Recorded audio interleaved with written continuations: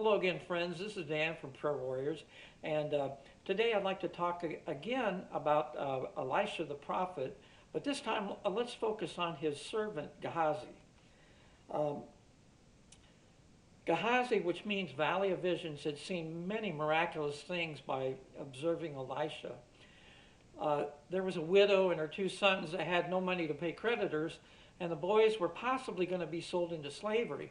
So they only had one jar of oil.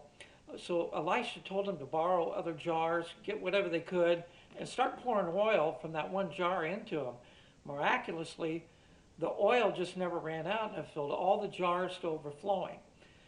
She was told then to sell enough to pay her debts and live off the money from the rest. Gehazi also witnessed a great healing. There was a Shunammite woman and her husband. They were very kind to Elisha. They actually built a room addition, and whenever Elisha came by, he could sleep there and they would feed him also. Elisha one day sent Gehazi to ask her what she needed as a reward for being so kind. Gehazi figured out that she had no son and was getting older, so Elisha prophesied that she'd have a son, and she did. Later on, though, that son fell dead, but Elisha, through the power of God, lay across the boy, and the boy was healed by God and restored to life. Gehazi saw many other miracles, including the one we discussed in an earlier video concerning Naaman, the Syrian who had leprosy. Naaman was so pleased that he wanted to reward Elisha with a gift, probably a talent of silver, as we'll see later. Elisha refused to take anything.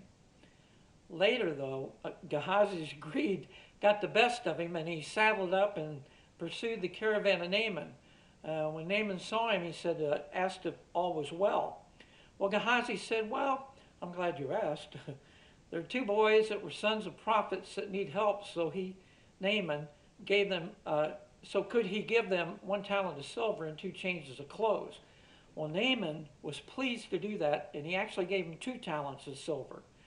When Gehazi came back, Elisha had already knew what had happened and told him that now he would have Naaman's leprosy on him the rest of his life and all his descendants.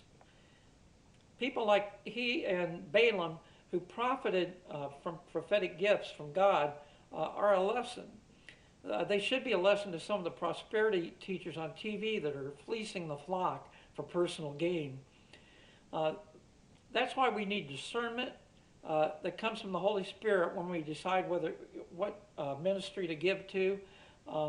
And we can get the whole counsel of God by reading His Word, and the Holy Spirit will enlighten us, and that's the only way to do it. That avoids one-verse theology. One seminary teacher described that many today are receiving from pastors sermonettes meant for Christianettes, and that's very true. I've got the links below, and may God richly bless you.